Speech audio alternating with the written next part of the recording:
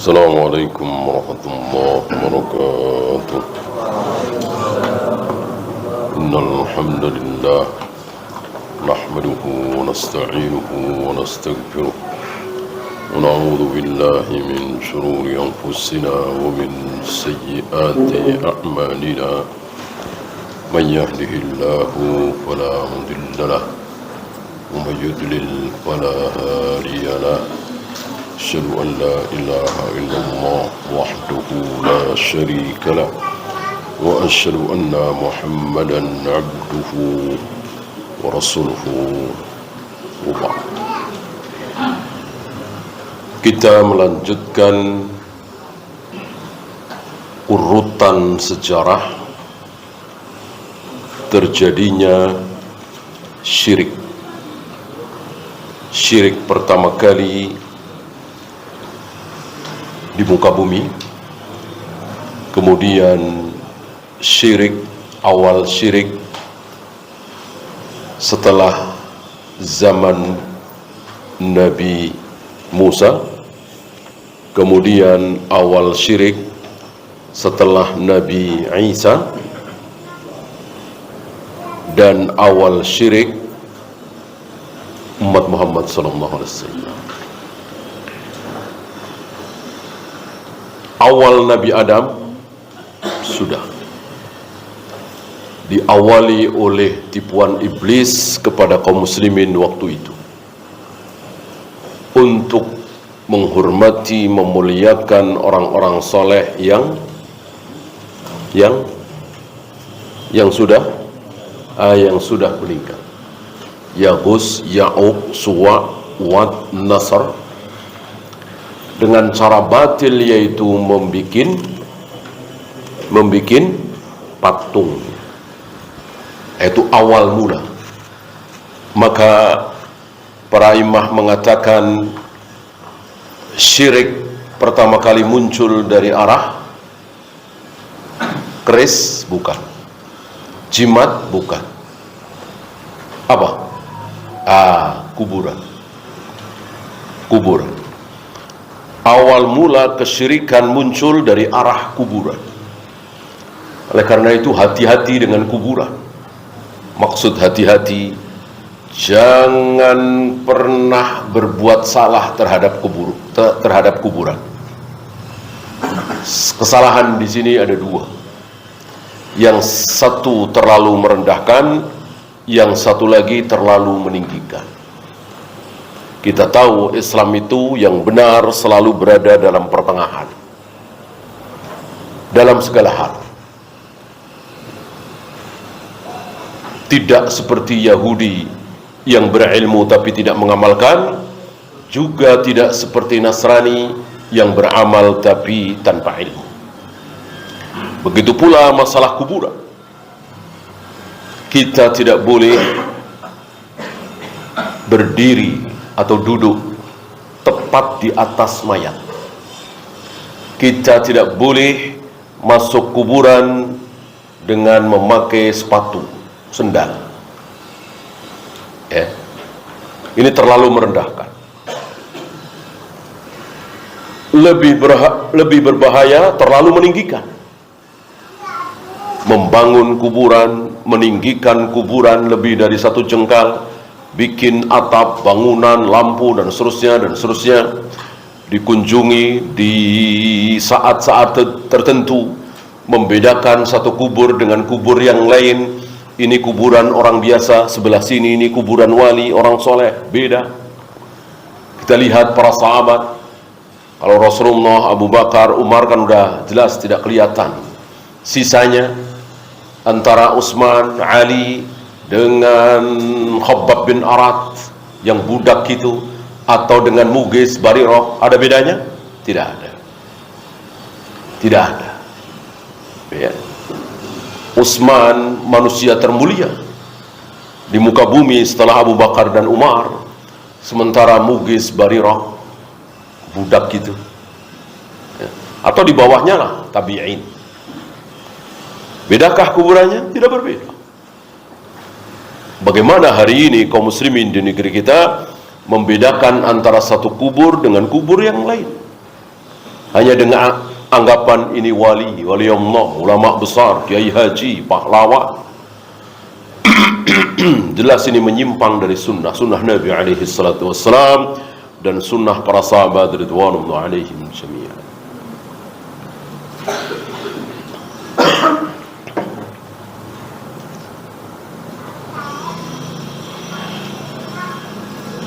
Lalu terjadilah kesyirikan yang luar biasa dan begitu cepatnya. Bayangkan, tadinya tidak ada manusia satupun yang berbuat syirik. Setelah ini luar biasa.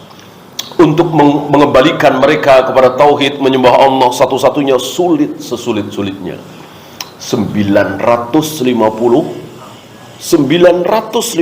tahun, siang malam, terang-terangan, sembunyi-sembunyi, bisik-bisik, segala macam dilakukan dakwah oleh Nabi Nuh alaihi salatu wassalam. Cuman dapat berapa kemarin? Cuman dapat berapa? 80 orang.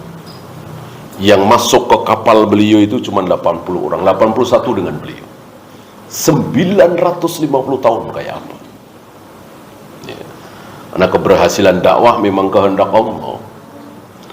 Kita tidak boleh mengatakan Nabi Nuh kurang pintar dalam berdakwah, Nabi Nuh kurang pas dalam berdakwah. Tidak seperti Nabi Muhammad alaihi salatu wassalam, Nabi Musa dapat banyak. Kufur kalimat ini. Kufur kalimat ini. Tidak ada yang salah pada diri Nabi Nuh. Beliau berdakwah seperti saudara-saudaranya, para nabi, para rasul. Tapi memang kehendak Allah. Allah tidak menghendaki kecuali 80 orang itu.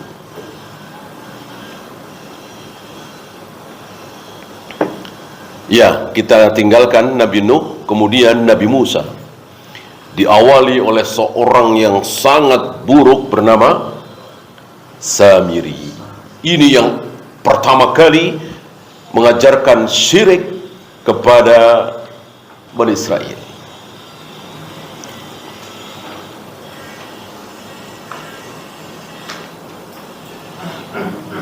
Yang Nabi Musa marah ketika mendengar dari Nabi Harun saat setelah 40 hari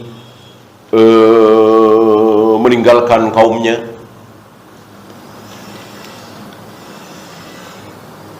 Dalam disambut, ketika pulang disambut oleh Nabi Harun, dan disitulah Nabi Harun bercerita bahwa umatmu telah disesatkan oleh Samiri dengan menyembah Al-Ijl, anak sapi, dan seterusnya, dan surah marah. Tapi ketika melihat langsung umatnya menyembah Al-Ijl, maka lebih marah lagi. Itu lauh yang ada tulisan Taurat dibanting oleh Nabi Musa, jenggotnya Nabi Harun dipegang dengan kencangnya, marah. Ya.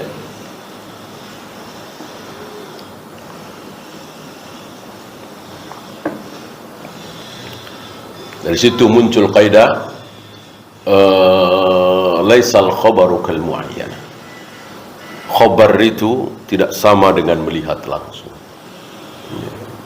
Oleh karena itu, jika ada keburukan cukup dengan khabar, tidak perlu melihat langsung. Ya, akan lebih buruk itu. Ya, kemudian bulas. Ini yang menyesatkan kaum Nasara, umat Nabi Isa alaihi salatu wassalam, sehingga at-tatslis, muncul akidah at-tatslis.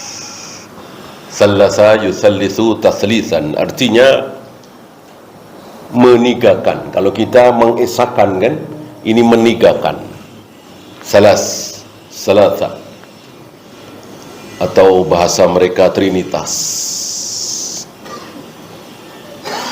Wa amma syirku fin nasara fahadatha ba'da raf'il masih alaihi salatu wassalam ila sama.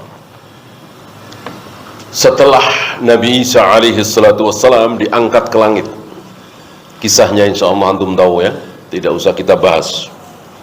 Ada dua versi memang.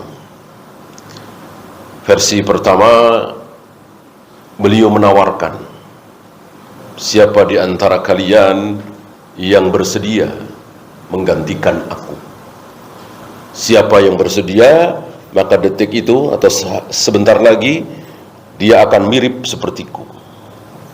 Wajahnya, perawakannya, pakaiannya. Nah, sebentar lagi tentara Romawi datang. Nah, menunjuklah satu orang, saya. Artinya ya siap dibunuh, siap dipenjara. Mungkin belum tahu kalau mau disalib, ya kan? Ternyata dia yang paling muda. Ternyata dia yang paling muda. Nabi Isa menghendaki coba yang paling tua. Kan pasti mau mati kan? Kemungkinan besar pasti mau mati. Kalau tua ya namanya tua ya. Kalau muda kan langkahnya masih panjang.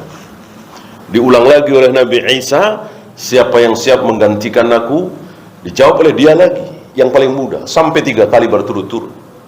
Akhirnya ya sudah, Nabi Isa terangkat, akhirnya dia menjadi mirip seperti Nabi Isa. Datang pasukan Romawi, ditangkap, disalib, dibunuh, dan seterusnya. Versi kedua, ini yang dipegangi oleh Syekh Utsaimin, manusia yang paling bersemangat untuk menangkap Nabi Isa alaihi salatu wassalam adalah manusia yang paling buruk, yang memfitnah di dia Bani Israel sama memfitnah tentara Romawi bahwa Isa dan ibunya akan merebut tahta Romawi. Maka dia selalu bersemangat menghasut tentara Romawi untuk menangkap Nabi Isa alaihi salatu wassalam. Maka Nabi Isa tidak pernah tinggal lama di satu tempat, berpindah dari satu tempat ke tempat lain, menghindari kejaran tentara Romawi. Barangkali itu maka beliau disebut dengan Al-Masih. Sahayasihu siahan kan terus berjalan, mirip-mirip Dajjal. Dajjal kan begitu. Dajjal tidak pernah lama tinggal di satu tempat. Dia berjalan, berpindah dari satu tempat ke tempat lain. Tidak ada tempat di muka bumi ini, tidak ada negara, mungkin tidak ada kota yang tidak diinjak oleh Dajjal kecuali 2. Mana dan mana? Mekah dan Madinah. Di luar Mekah dan Madinah diinjak oleh Dajjal. Maka Nabi Isa dan Dajjal sama-sama bergelar Al-Masih. Al-Masih Isa alaihi salatu wassalam, Al-Masihud Dajjal.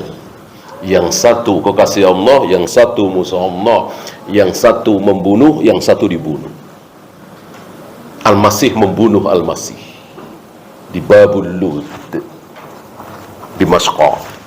Entah tahun berapa nanti ya.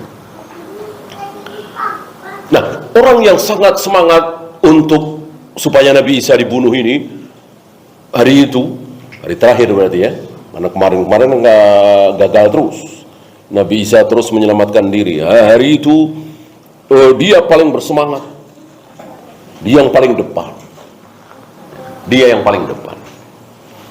Sampai tempat itu, ketika Nabi Isa diangkat, detik itu pula Allah serupakan dia mirip dengan Nabi Isa alaihi salatu wassalam. Wajahnya, roman mukanya, perawakannya, pakaiannya. Dia duluan karena paling semangat. Tentara Romawi belakangnya, ya mungkin beberapa puluh meter di belakangnya. Gitu. Sampai di situ ya sudah. Tentu tidak ada yang tahu kalau ini manusia tadi. Dia mau teriak apapun ya udah jelas kan. Lalu disalib. Ya. Syekh Utsaimin membawakan riwayat ini dalam rangka menafsirkan, memberikan contoh firman Allah, wa makaru wa makarallah wallahu khairul makirin. Mereka bikin tipu daya, Allah pun bikin tipu daya. Dan Allah lah sebaik-baik pembikin tipu daya. Kan dia bikin tipu daya. Gimana caranya supaya Nabi Isa tertangkap, dibunuh, disalib? Dia sendiri. Dan ada beberapa contoh yang disampaikan oleh beliau, Syekh Utsaimin, menafsirkan ayat itu di kitab Tauhid, syarah kitab Tauhid Qaulul Mufid. Nah, setelah Nabi Isa alaihi salatu wassalam diangkat, maka muncullah seorang tokoh Yahudi bernama Bulas, alladzi azhara al-imana bil masih makaran wa khida'an. Dia pura-pura menampakkan keimanan kepada Nabi Isa secara tipu daya, menipu. Fa'adkhala fi dinin nasara at-tathlith. Lalu dia memasukkan akidah at-tathlith, Trinitas itu, ke agama Nasara, wa ibadatas salib, menyembah salib. Ya. Ini pada diri ajaran Nabi Isa alaihi salatu wassalam. Nah, sekarang yang terakhir.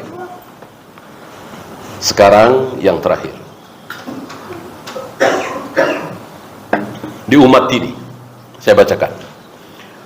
Wa amma syirku fi Bani Ismail. Ini Bani Ismail, Arab. Ya.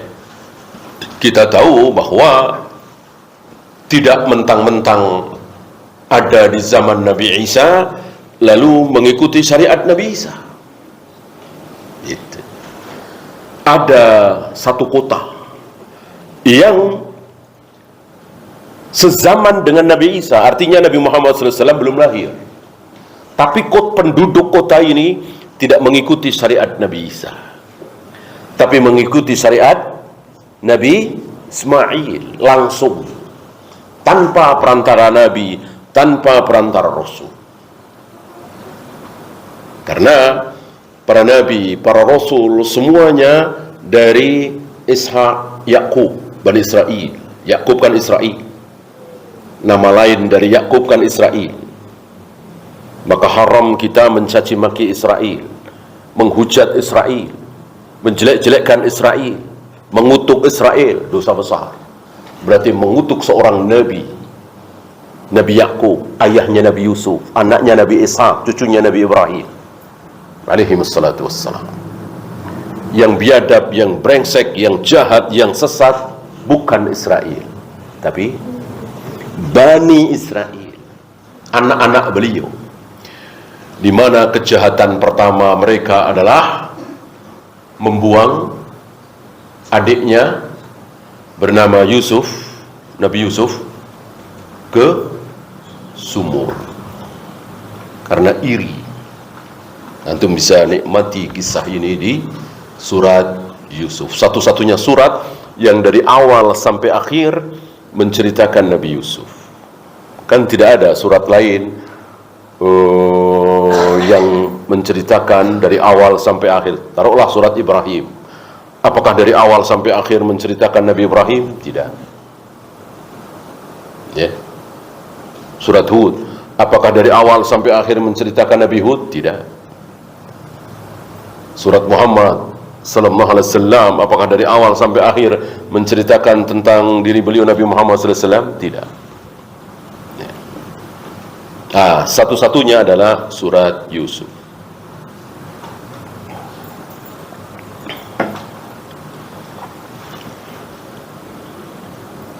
Nah, Nabi Ibrahim wafat, Nabi Ismail wafat. Apakah dengan wafatnya Nabi Ismail lalu penduduk Nabi Ismail wafat di mana? Di Makkah. Nabi Ismail wafat di Makkah. Apakah dengan wafatnya Nabi Ismail maka masyarakat langsung berbuat syirik, berbuat bid'ah, berbuat maksiat? Tidak. Tidak. Walaupun tidak ada nabi satupun, tapi dakwah tauhid terus diteruskan oleh anaknya Nabi Ismail, cucunya Nabi Ismail, cicitnya Nabi Ismail, anak cicitnya, cucu cicitnya, cicit-cicitnya terus sampai zaman Abu Jahal, Abu Lahab. Tanpa nabi, tanpa rasul. Itu. Oleh karena itu, kalau di negeri lain ada masa fatrah, kekosongan nabi, kekosongan rasul, kekosongan dakwah, karena tidak ada dakwah tauhid, semuanya udah syirik semua. Adapun di Mekah tidak. Adapun di Mekah tidak, walaupun tanpa nabi, tanpa rasul. Dakwah tauhid diteruskan terus turun temurun sampai zaman Abu Jahal, Abu Lahab. Buktinya ada Waraqah bin Naufal. Jadi keliru kalau ada orang mengatakan Waraqah bin Naufal ini mengikuti syariat Nabi Isa, Nasoro. Ya, rujukannya ke Nabi Isa tidak, tapi dari ayahnya, dari kakeknya, dari buyutnya terus ke atas.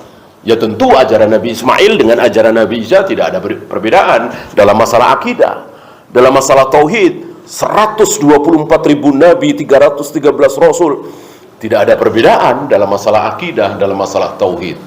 Tentu semuanya sama, meyakini, mengatakan, menyampaikan bahwa Allah bersemayam di atas arsy. Allah turun ke langit dunia setiap sepertiga malam. Allah membolak-balikkan hati manusia dengan dua jarinya. Allah menghadapkan wajahnya ke wajah orang yang sedang salat. Allah akan menggulung langit dengan tangan kanannya. Allah akan menghentikan geraman jahanam dengan telapak kakinya, dan seterusnya dan seterusnya. Tidak ada perbedaan sama sekali. Tapi Waraqah bin Naufal bukan merujuk kepada kaum Nasara.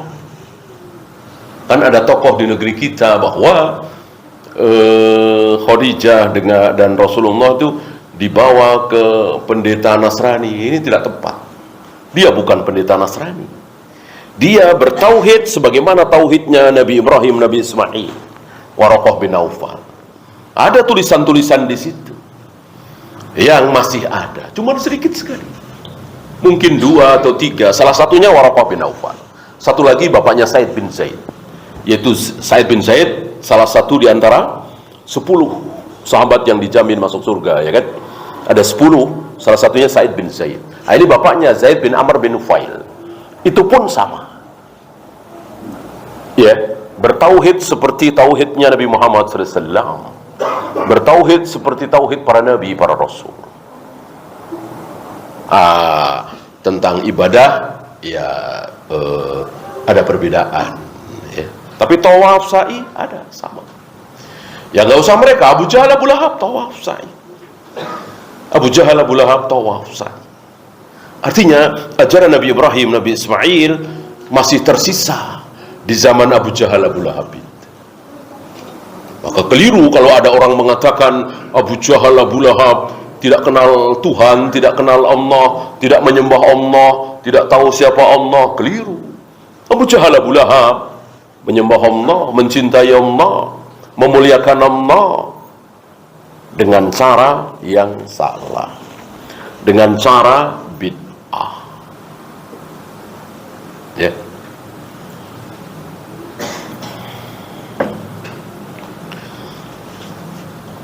Lalu kapan mulai muncul kesyirikan ini? Beliau tidak membawa marojik di sini, ya. Saya bacakan. Wa amma syirku fi Bani Ismail. Bani Ismail. Kalau tadi kan Bani Israel, ini Bani Ismail. Dan sekali lagi Bani Ismail tidak ada. Bani Ismail tidak ada. Tidak ada satupun nabi. Tidak ada rasul kecuali Nabi Muhammad SAW. Beda dengan Bani Israel. Anak-anak Israel, anak-anak Yakub, ada berapa nabinya? Ada berapa nabinya? Semua nabi dan rasul adalah Bani Israel, entah berapa ribu. Ya, dari mulai Yusuf terus Nabi Musa, Yahya, Zakaria, Isa alaihi wassalatu wassalam, yang disebutkan oleh nabi, yang disebutkan dalam Al-Quran, yang tidak disebutkan oleh nabi, yang tidak disebutkan dalam Al-Quran. Semuanya Bani Israel. Yang Bani Ismail cuma satu, Nabi Muhammad SAW. Dengan kata lain, dari Nabi Ismail sampai Nabi Muhammad SAW tidak ada satupun nabi, satupun rasul. Ya. Apakah tetap ada dakwah? Tetap ya seperti kita aja lah. Ketika kita meyakini, orang meyakini sebuah keyakinan, punya anak, tentu kita ajarkan keyakinan kita kepada anak kita. Nggak mungkin diantara kita atau siapapun, saya punya keyakinan nak, tapi kamu keyakinan lain aja. Gitu. Ya biar agak beragam, agama kamu nggak usah ikut ayah. Saya kira nggak ada yang ngomong begitu. Ya, biar ayah aja yang Kristen, ya kamu cari agama lain lah, apa? Biar beragam. Ya, saya kira nggak ada begitu, nggak ada. Kalau profesi mungkin, ya biar ayah yang jadi dokter, kamu nggak usah, mending guru atau apa, atau biar ayah aja yang jadi guru, kamu jangan jadi guru, dokter kayak insinyur apa, nah, itu banyak. Adapun keyakinan tidak ada. Nah, namanya juga keyakinan. Ketika kita memiliki sebuah keyakinan, otomatis kita yakin di luar keyakinan kita salah, batil, dan itu sudah jelas. Ya. Maka sangat keliru dan mengada-ada orang yang mengatakan kalau punya agama, punya keyakinan, jangan merasa benar sendiri. Ini mengada-ada, namanya keyakinan. Ya.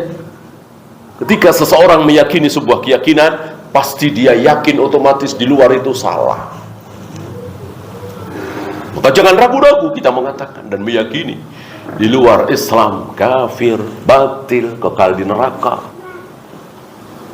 Tidak boleh kita malu-malu mengucapkan ini dan menyampaikan kepada semua orang bahwa di luar Islam kafir, kekal di neraka selama-lamanya.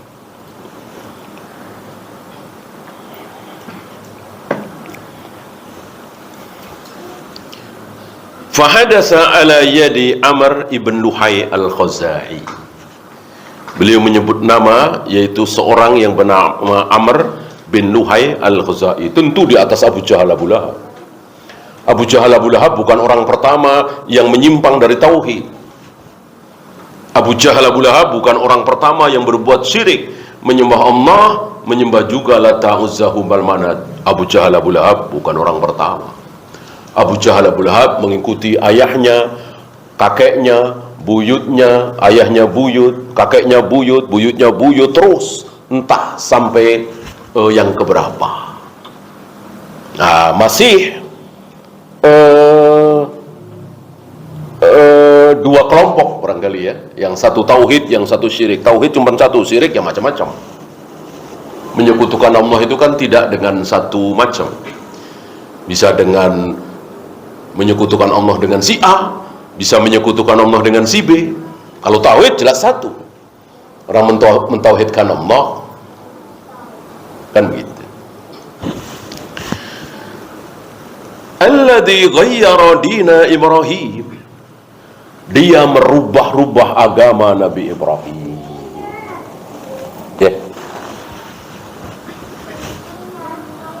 Wa jalabal asnama ila ardil Hijaz. Dia mengambil asnam, berhala-berhala itu, sembahan-sembahan berupa patung itu di negeri Hijaz. Hijaz, Mekah, Madinah, wabil khusus Mekah atau sekitar Mekah.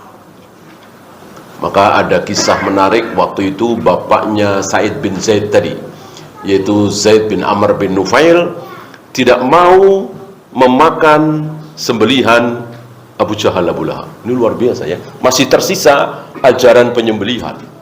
Persis ajaran Nabi Muhammad SAW. Tidak mau memakan sembelihan orang-orang musyrik Abu Jahal Abu Lahab, tapi mau memakan sembelihan siapa? Yahudi dan Nasrani. Untuk Yahudi dan Nasrani yang menyembelih, Rasul dan para sahabat mau memakannya, boleh memakannya. Ta'amuhum hillul lakum wa nisa'uhum hillul lakum. Sembelihan mereka halal kalian makan, perempuan-perempuan mereka halal kalian nikahi. Mereka yang dimaksud Yahudi dan Nasrani. Adapun Abu Jahal Abu Lahab atau di kita sekarang Buddha, Hindu, Konghucu tidak boleh. Karena beda. Ya. Nah, orang kafir itu ada, secara garis besar orang kafir itu dibagi dua. Orang kafir itu dibagi dua. Siapa yang membagi? Allah Rabbul Alamin. innal ladzina kafaru min ahlil kitab wal musyrikin. Jelas orang-orang kafir dari kalangan ahlul kitab. Siapa? Yahudi dan Nasrani. Wal musyrikin. Siapa? Tadi Buddha, Hindu, Konghucu dan seterusnya. Ya. Dua-duanya sama-sama kafir. Dua-duanya sama-sama kita tidak boleh wala, harus bara. Dua-duanya kekal di neraka. Tapi ada sedikit perbedaan, yaitu masalah apa tadi? Nikah dan sembelihan. Sembelihan dan nikah. Cuman itu, saya kira cuman itu. Nggak ada yang lain. Cuman dua itu. Adapun tidak boleh menjadikan mereka sebagai pemimpin, sama. Tidak boleh berwala dengan mereka, sama. Ya. Tidak boleh mendoakan ampun untuk mereka ketika mereka sudah mati, sama. Wa amara bi ibadatiha. Dia Amr bin Luhai al-Khuzai ini mengajak manusia menyembah berhala itu. Ya, sampai zaman Abu Jahal Abu Lahab. Jadi sekali lagi, Abu Jahal Abu Lahab bukan orang pertama yang berbuat syirik di Mekah. Bahkan boleh dikatakan orang terakhir. Gitu. Abu Jahal Abu Lahab orang terakhir. Habis itu kan habis, nggak ada lagi kan. Bahkan anaknya Ikrimah bin Abu Jahal syirik apa muslim? Muslim. Jadi bisa disimpulkan Abu Jahal Abu Lahab dan teman-temannya orang terakhir yang berbuat syirik di Mekah. Setelah itu Mekah menjadi negeri tauhid. Bahkan menjadi negeri yang tidak boleh ada orang kafir di situ. Diusir sampai hari ini. Sampai hari ini, dan insya Allah terus dijaga. Artinya tidak mungkin Mekah Madinah menjadi negeri kafir. Kalau Indonesia ini atau Malaysia atau mungkin Riyadh atau mungkin Mesir, mungkin nggak ada jaminan. Artinya Mesir itu pada satu ketika mayoritas kafir dipimpin oleh orang kafir, tidak mustahil. Atau Indonesia atau Malaysia atau Brunei pada satu ketika akan menjadi negeri yang mayoritas kafir, pemimpinnya orang kafir, tidak mustahil. Yang mustahil hanya Mekah dan Madinah. Mekah dan Madinah. Bahkan sampai di zaman di mana orang-orang kafir, orang-orang muslim semuanya dimatikan dengan angin sepoi dari ketiak gitu. Kan nggak ada orang muslim lagi. Ya, karena sebentar lagi kiamat. Kan ketika kiamat tiba, sudah tidak ada satupun orang yang beriman. Lalu bagaimana penduduk Mekah dan Madinah? Lalu bagaimana? Katanya udah nggak ada yang muslim lagi, semuanya kafir. Otomatis penduduk Mekah dan Madinah kafir juga ya? Jawabnya? Jawabnya? Apa? Binatang. Jawabnya binatang. Yang memenuhi Mekah dan Madinah adalah binatang. Bukan manusia. Lihat, Allah lebih rela Mekah dan Madinah dihuni oleh binatang daripada orang-orang kafir. Orang-orang kafir ya mungkin tidak tertarik atau apa ya. Ya tentu ini mudah bagi Allah. Intinya Allah tidak rela Mekah dan Madinah dimasuki, dihuni oleh orang-orang kafir. Maka ketika sudah tidak ada orang Islam lagi di muka bumi, Allah lebih memilih binatang, berbagai macam binatang di sini. Ya, ini luar biasa ya. Betapa binatang lebih mulia daripada orang-orang kafir di mata Allah. Ya. Jelas ayatnya kan. Ulaika kal an'am bal hum adall. Orang-orang kafir itu seperti an'am. An'am ini binatang yang paling rendah, paling dungu. Kalau kera, harimau, singa, kan masih ada pintar-pintarnya. Kalau binatang ternak itu betul-betul dungu. Unta, kerbau, sapi, kambing, betul-betul dungu. Ya bayangkan kerbau, sapi segede itu ditarik-tarik sama anak SD, ngikut saja, saking dungunya. Kalau singa, harimau kan tidak seperti itu. Ya. Nah, itulah orang-orang kafir, lebih dungu dari binatang ternak. Waliyadzubillah.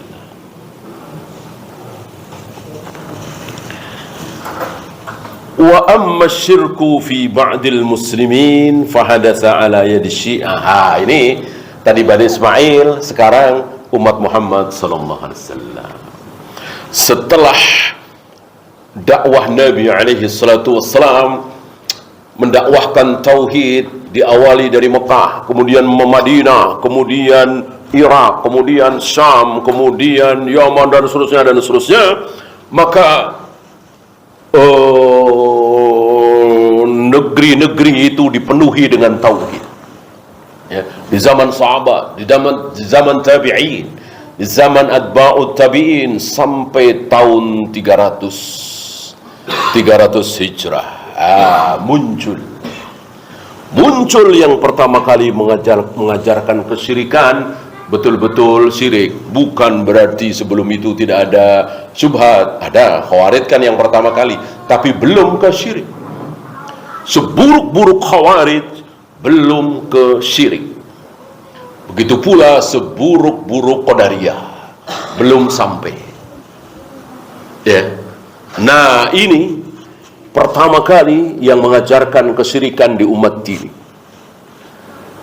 Akhir abad ketiga, awal abad keempat. Di mana? Di Mesir. Bani Fatimiyah. Bani Fatimiyah. Siapa mereka? Syiah Rafidah. La'natullah alaihi. Ba'dal mi'atir rabi'ah, setelah 100 yang keempat, 4 kali 100, 400 kira-kira, abad keempat.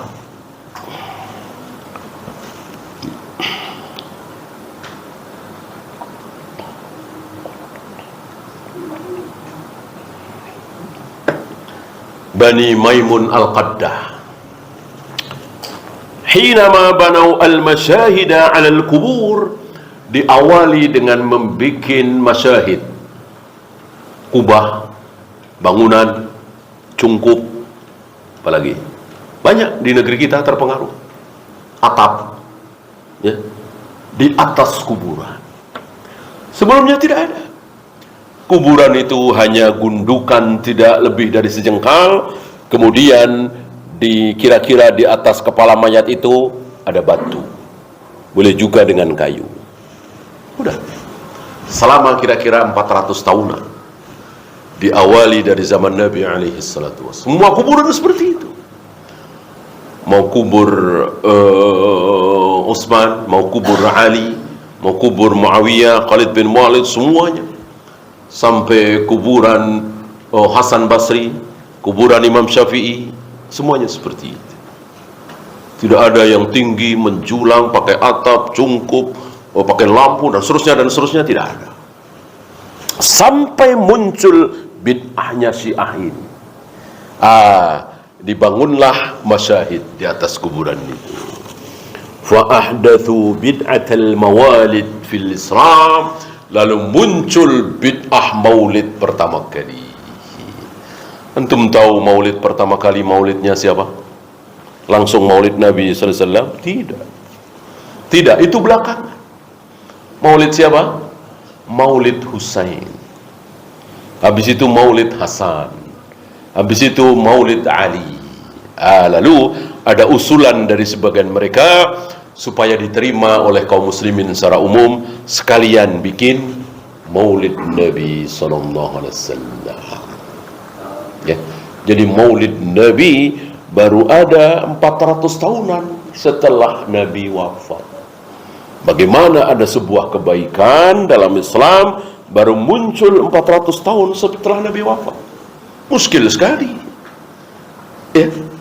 Batal kaidah law kana khairan nasabakuna ilaihi. Kalau seandainya baik, benar, berpahala, diridhai oleh Allah, pasti sudah dilakukan oleh para sahabat. Seandainya maulid Nabi itu benar, baik, pasti sudah dilakukan oleh para sahabat. Tidak ada satupun sahabat yang kenal dengan maulid. Ya. Lihat hari ini kaum muslimin di negeri kita terpengaruh gitu. Mereka bela mati-matian seolah ini bukan ajaran Syiah. Padahal banyak di antara yang merayakan maulid Nabi itu membenci Syiah, tidak suka Syiah, banyak. Tapi maulid Nabi mereka tidak benci, bahkan mereka lakukan, bahkan mereka bela. Ada kan yang membela maulid?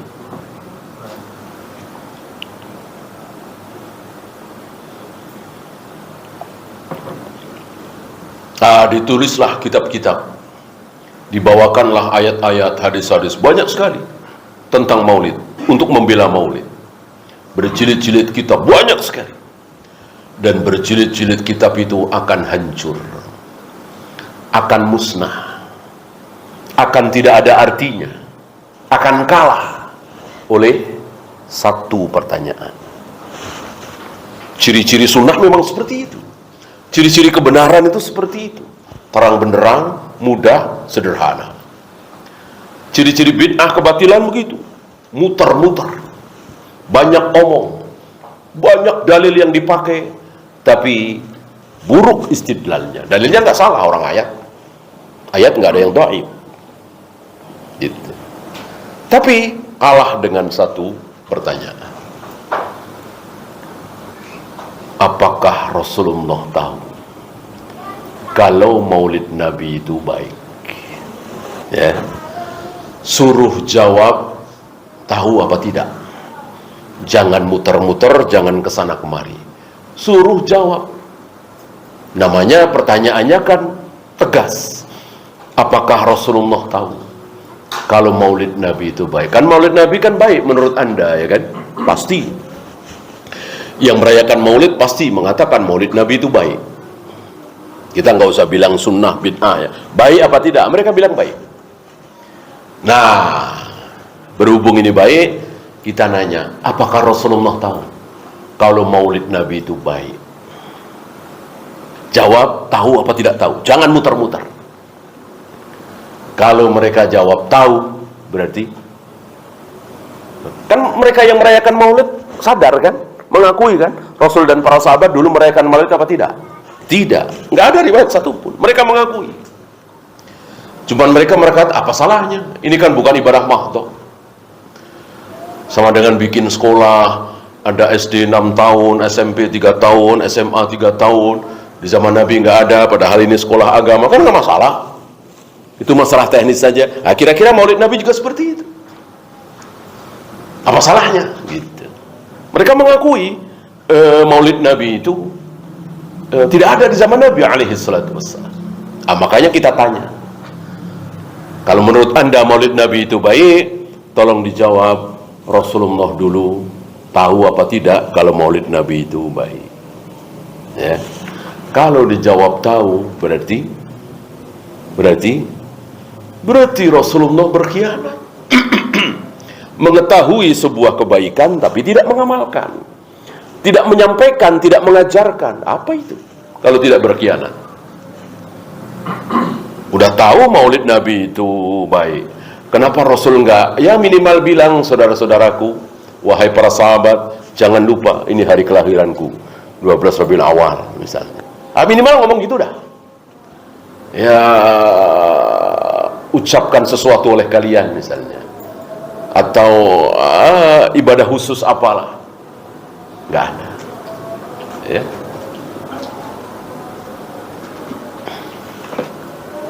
Ya, kita salam dulu. Wassalamualaikum warahmatullahi wabarakatuh. Akhiru da'wana alhamdulillahi rabbil alamin.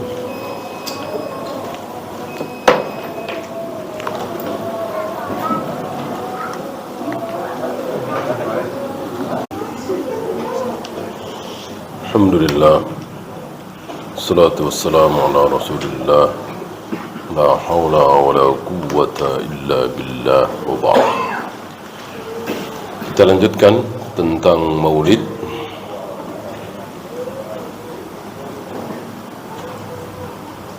puluhan ayat, mungkin puluhan hadis yang dibawakan oleh orang-orang untuk membela maulid akan kalah, akan hancur dengan satu pertanyaan, yaitu apakah Rasulullah tahu kalau maulid itu baik? Ketika mereka menjawab tahu, berarti mereka menuduh Rasulullah berkhianat, menyembunyikan kebenaran. Sudah tahu baik, kenapa enggak melakukan? Begitu pula para sahabat. Maka hancur kaidah lau kana khairan lasabakuna ilaih. Padahal tidak ada satupun ulama yang mengingkari kaidah ini, ulama Ahlussunnah. Bagaimana kalau mereka menjawab Rasulullah tidak tahu? Rasulullah tidak tahu kalau maulid Nabi itu baik. Jelas ini kufur. Mana mungkin kita lebih tahu dari Rasulullah? Ini kan masalah agama. Maulid Nabi masalah agama. Masa kita lebih tahu dari Nabi alaihi salatu wassalam? Mustahil. Nah itu, menjawab tahu salah, menjawab tidak tahu lebih salah lagi. Itulah ciri-ciri kebenaran. Itulah ciri-ciri al-haq. Mudah, sederhana, gampang difahami, tidak bertele-tele. Berbeda dengan kebatilan itu bertele-tele. Kalau antum belajar akidah Asy'ariyah, Maturidiyah, apalagi ahlul kalam, falasifah, bertele-tele, mutar-mutar, melelahkan. Beda dengan ahlus sunnah. Begitu ayat menyatakan Ar-Rahmanu 'alal arsy istawa, diimani apa adanya, selesai. Ma mana'aka an tasjuda lima khalaqtu biyadayya. Aku telah ciptakan Adam dengan kedua tanganku.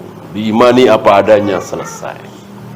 Coba kalau Asy'ariyah, Maturidiyah, Mu'tazilah, Ahlul Kalam, Falasifah, mutar-mutar. Maksud Allah bersemayam di atas arsy itu maksudnya begini, mutar-mutar bertele-tele. Ahlus sunnah mudah. Apa beratnya kita meyakini, mengatakan Allah betul-betul bersemayam di atas arsy? Seperti apa bersemayamnya terserah Allah. Hanya Allah yang tahu. Seperti apa Allah turun ke langit dunia, hanya Allah yang tahu caranya dan seterusnya. Intinya kita meyakini betul-betul bahwa Allah turun ke langit dunia setiap sepertiga malam. Dan begitu seterusnya. Adapun falasifah ahlul kalam mutar-mutar bertele-tele.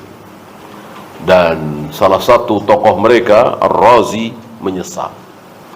Fakhrul Razi menyesal di akhir hidupnya. Melelahkan sekali, lelah selelah-lelahnya. Beda dengan ahlus sunnah, sederhana, gamblang, singkat. Sebagaimana sabda-sabda Nabi alaihi salatu wassalam. Gak ada Nabi bersabda bertele-tele, gak ada. Ucapan Nabi itu ringkas, padat, sedikit, tapi luas, dalam. Apa istilahnya? Ini satu di antara 5 keistimewaan beliau dibanding nabi-nabi yang lain. Apa? Jawami'ul kalim. Jawami'ul kalim. Ucapan beliau itu ringkas, padat, sedikit, tapi isinya luas sekali, dalam sekali. Kebalikan dengan kita, ngomongnya bertele-tele, panjang lebar, tapi isinya sedikit. Rasulullah kebalik, ucapannya sedikit, ringkas, tapi isinya dalam sekali, luas sekali. Ya.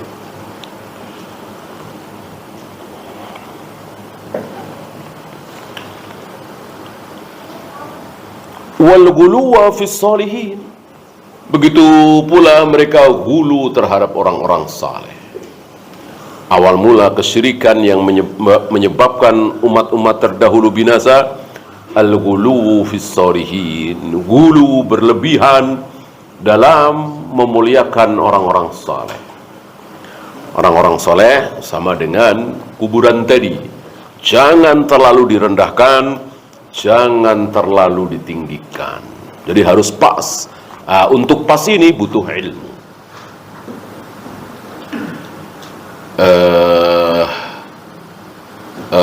Kita sebarkan aibnya tidak boleh, lebih tidak boleh dari kita sebarkan aib orang yang tidak berilmu. Ada orang tidak berilmu, kita sebarkan aibnya, kita gibah, berdosa. Yang kita gibah ini yang berilmu lebih berdosa, kan begitu. Istilahnya apa? Daging ulama itu apa? Beracun masmumah. Maka hati-hati dengan orang yang berilmu, ulama. Jangan kita menggibah. Kita muliakan. Termasuk saat kita meminta fatwa, bentar-bentar nanya, mana dalilnya ya Syekh? Mana dalil Syekh? Ini pun qalil adab. Jangan kita seperti itu, karena kita sedang minta fatwa. Kita nggak ada apa-apanya dibanding dengan beliau. Kecuali murid dengan guru, mudzakarah gitu ya. Ini sedang minta fatwa, tidak ada adabnya seperti itu, mana dalil? Gitu. Ketika dijawab haram, ya sudah. Ketika dijawab wajib, sudah. Nggak boleh minta dalil. Kecuali sedang belajar, membahas ilmu, mudzakarah, munaqashah, ya. Ini kan orang yang sangat awam, yang butuh fatwa dari seorang alim. Maka ketika dijawab haram, ya sudah, berhenti. Ya. Ini tidak boleh kita merendahkan orang-orang saleh, orang-orang berilmu. Meninggikan lebih tidak boleh lagi. Ghulu, meninggikan dengan di luar batas. Ya.